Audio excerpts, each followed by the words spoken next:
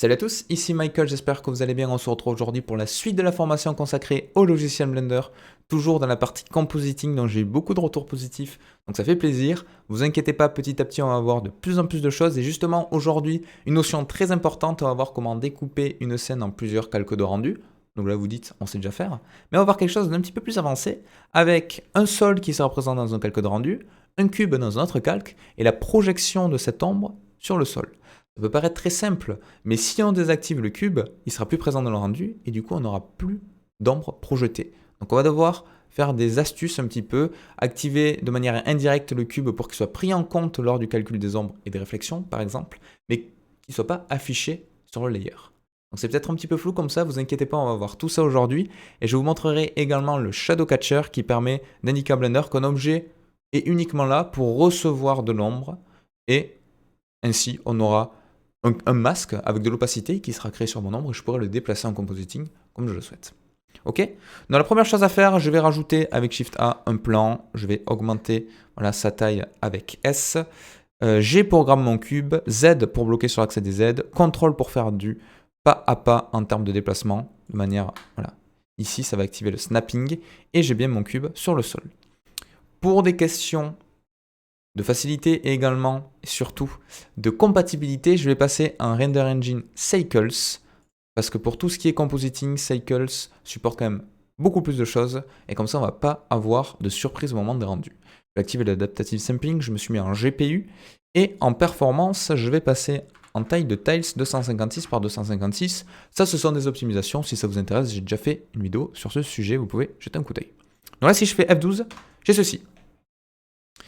J'ai mon cube avec mon sol. Alors, je vais passer en vue caméra, la sélectionner, faire G et Z pour centrer à peu près mon cube. Voilà, comme ceci.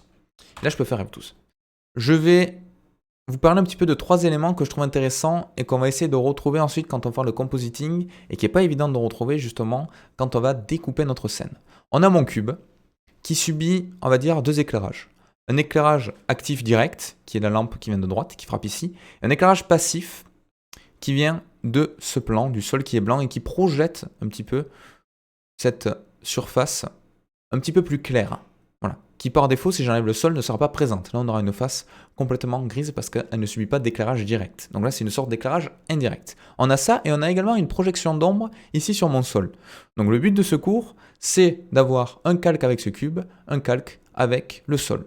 Vous allez voir que c'est pas si simple que ça. Donc ça, je vais le mettre sur le slot numéro 8. Je vais refaire un rendu. Comme ça, on pourra s'y référer de temps en temps pour savoir si on est sur la bonne piste. Ok. Et je reviens sur le slot numéro 1. Donc, je veux faire deux calques de rendu. Normalement, ça, vous savez faire. Mon premier calque, je vais l'appeler layer underscore cube. Je vais avoir deux collections.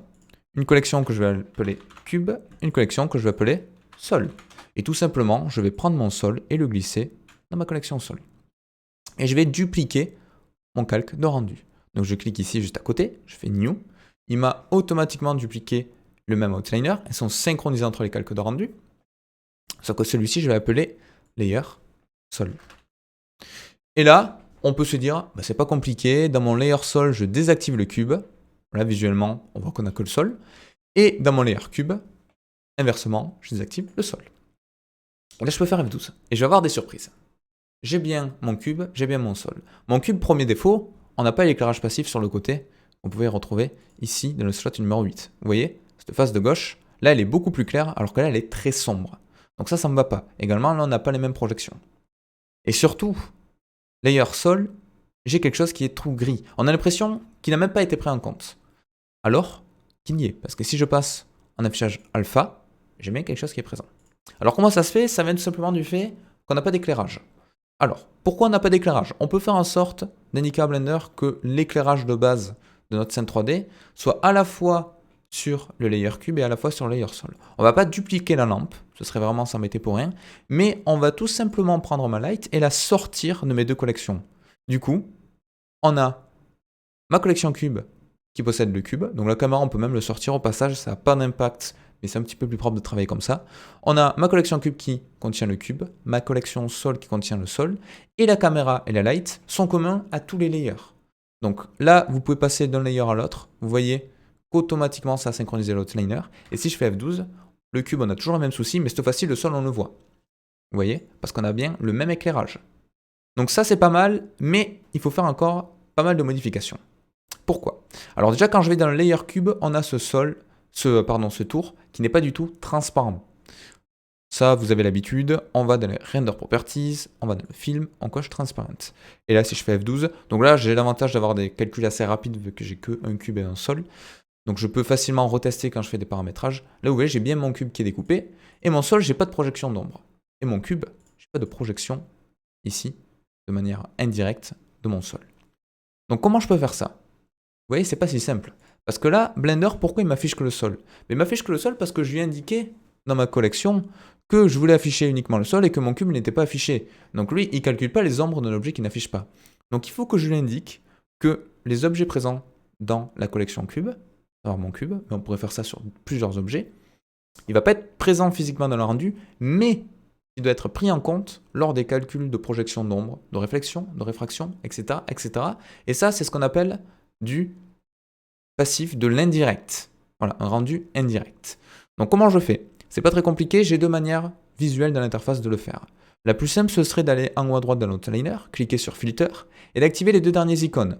Donc on a le Hold Out, que je vous montrerai après coup, et on a également le Indirect Only. Et là, je peux activer facilement ou désactiver des paramétrages. Par défaut, vous voyez qu'ils sont désactivés. Là, si je clique ici sur le Indirect Only, sur mon cube, vous allez voir ce qui se passe sur le rendu du sol. Rien de plus. Pourquoi? On peut se dire, ça n'a pas fonctionné. Si, en fait, on a indiqué à Blender qu'on voulait de l'indirect only sur cette collection-là, mais on doit quand même l'activer. Donc n'ayez pas peur, elle ne sera pas présente lors du rendu. Donc je vais cliquer ici. Comme ça, physiquement, on le voit bien dans ma vue 3D. C'est ça qui est perturbant parce qu'il ne va pas vraiment être rendu, il va juste être pris en compte pour les calculs. Et là, si je fais F12, donc sur mon cube, rien de chance, mais malgré tout, sur mon layer sol, vous voyez que j'ai bien ceci. Et du coup, en compositing, je rappelle que le compositing, c'est le fait de recomposer l'image qu'on a découpée au préalable lors des calculs pour les optimiser, par exemple. Mais si j'additionne ceci, ce sol, avec le cube, on aura bien le rendu final obtenu. Malgré tout, là, j'ai encore des petits soucis, vous voyez. J'ai toujours cette face qui est très sombre comparée à ce que j'avais ici. Mais là, on va faire totalement l'inverse. Si vous avez bien compris, je peux aller dans le Layer Cube, et cette fois-ci, qu'est-ce que je vais passer en indirect? Mon sol. Comme ça, je vais dire à Blender, mais mon sol, tu l'affiches pas, mais malgré tout, je veux qu'il soit pris en compte dans les calculs de lumière, et du coup, de manière indirecte, il va m'éclairer cette face-là. Et si je fais F12, là, normalement, on a tout qui est bon. On a mon cube, et on a mon sol. Et si je recompose les deux, je devrais tomber exactement sur la même couleur que celui-ci. Vous voyez, on n'a aucune différence. Donc voilà. Je vous disais qu'il y avait deux méthodes. Ça, c'est la méthode la plus simple. Il y a une autre méthode que j'utilise jamais, mais qui est présente. Lorsque vous sélectionnez une collection, vous avez ici une petite icône qui se rajoute, qui est le Collection Properties. Et si je clique dessus, vous voyez que je peux activer le Hold Out ou le Indirect Only. Ce sont ces deux boutons que j'ai rajoutés juste là, dans les filtres. Alors pourquoi j'utilise jamais cette technique? C'est beaucoup moins visuel. Là, je peux voir toutes mes collections, je peux voir lesquelles sont rendues, lesquelles sont affichées dans la vue 3D, lesquelles sont en Hold Out, lesquelles sont en indirect, alors que là, à chaque fois, je dois cliquer pour vérifier ici, mais sachez que ça existe. Si vous n'avez pas l'outliner à portée de main parce que vous avez déplacé vos fenêtres, vous avez changé des fonctionnalités, vous pouvez le faire comme ceci. Alors, je vous ai fait rajouter également le bouton Hold Out. Donc juste après, on ira dans le compositing, mais je vais vous montrer à quoi sert le Hold Out. Le Hold Out, c'est un petit peu comme le Indirect, sauf que ça va venir découper mon objet en mettant une alpha en -1, enfin, du moins à 0. Vous n'aurez pas d'alpha à cet endroit-là. Donc si j'active ici, hop là, mon Hold Out, je peux désactiver l'Indirect Only.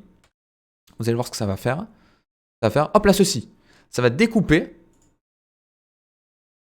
vous voyez, mon image avec de l'alpha. Donc là, par transparence, je pourrais mettre ce que je veux à l'intérieur. Donc ça peut être utile.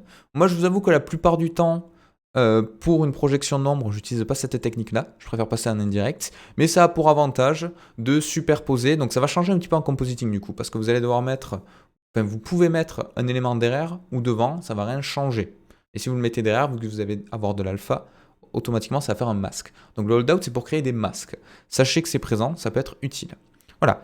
Donc je fais un nouveau F12 pour avoir à nouveau mes deux masques avec du indirect. Et maintenant, on va se retrouver dans le compositor. Et vous allez voir que c'est pas très difficile. Je clique comme d'habitude sur Use Nodes. J'active le backdrop pour afficher en temps réel mon viewer. Donc Shift A, une node de type viewer. Je vais la mettre juste là. Tac. Je vais dupliquer mes render layers. Donc vous voyez qu'automatiquement j'ai de la transparence autour. Ça c'est très important. Si vous ne l'avez pas, il faut faire ce que j'ai fait tout à l'heure. Vous allez dans Film, Transparent. Là, je vais activer juste ici, vous voyez, mon second calque, je me mets en layer sol. Voilà, comme ça, j'ai bien ceci. Donc, je vérifie sur le retour de rien masquer avec ma caméra. Normalement, ça devrait être bon. Et une fois que j'ai ceci, alors j'ai cliqué quelque part, use alpha, pardon.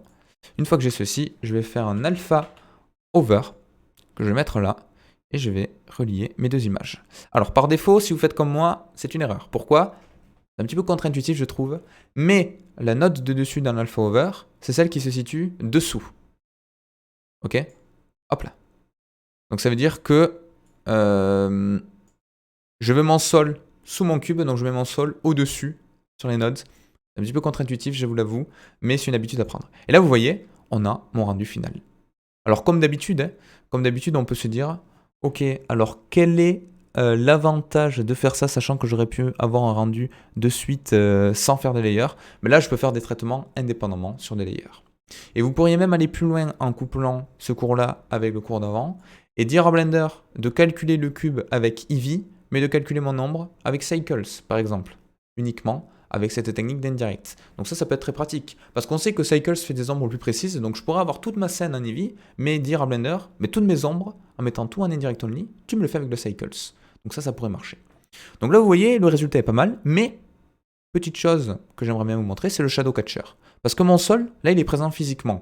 Donc imaginons que je vais rajouter ce cube sur un environnement, voilà, que je le souhaite, soit importer une image, soit notre rendu Blender. Ben, tout simplement, je vais pouvoir retourner dans ma vue 3D, sélectionner mon sol, et je vais aller ici, dans le Object Properties, et dans Visibility, je vais cliquer sur Shadow Catcher. Et maintenant, regardez la magie, si j'appuie sur F12, j'ai mon cube, là rien ne change.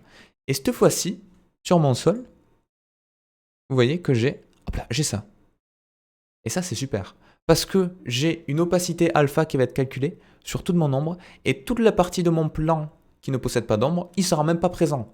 Donc je vais dire à Blender, c'est un petit peu comme du indirect, si vous voulez avoir une notion un petit peu plus simple comparé à ce qu'on avait aujourd'hui. C'est comme l'indirect only, sauf qu'on va dire à Blender, le sol, tu calcules rien du tout, enfin du moins tu ne me l'affiches pas physiquement, il va seulement permettre de recevoir des ombres et de les stocker à sa surface. Et maintenant, si je retourne dans le compositor, normalement j'ai rien à changer, vous voyez, de manière automatique, j'ai mon cube avec mon ombre. Et ça c'est très pratique parce que si je rajoute une image en fond, automatiquement mon ombre va se superposer dessus. Et c'est pour ça également qu'on aime bien découper les objets avec les ombres, parce que si mon ombre est trop opaque ou pas assez opaque comparé à ce que je mets en fond, je peux l'ajuster automatiquement ici en rajoutant des nodes. Et c'est cette technique qu'on utilise par exemple pour incruster un objet dans une photo ou dans une vidéo 3D. Donc dans une photo c'est plus simple parce qu'on a juste à reprendre le même point de vue avec le sol qui suit le sol de la photo. Dans une vidéo c'est plus compliqué parce qu'on doit rajouter une notion encore d'effets spéciaux de post-prod qui s'appelle le tracking, le motion tracking. Donc c'est indiquer à Blender les points qui bougent dans ma vue 3D et dans la vidéo pour qu'il puisse faire suivre l'objet dans mon environnement simulé basé sur la vidéo. Mais c'est exactement cette technique-là qu'on utilise. Donc voilà, c'est tout pour aujourd'hui. J'espère que ça vous aura plu, que vous aurez appris des choses. N'hésitez pas à me le dire en commentaire. Et on se retrouve très très vite pour la suite de la formation. Ciao ciao.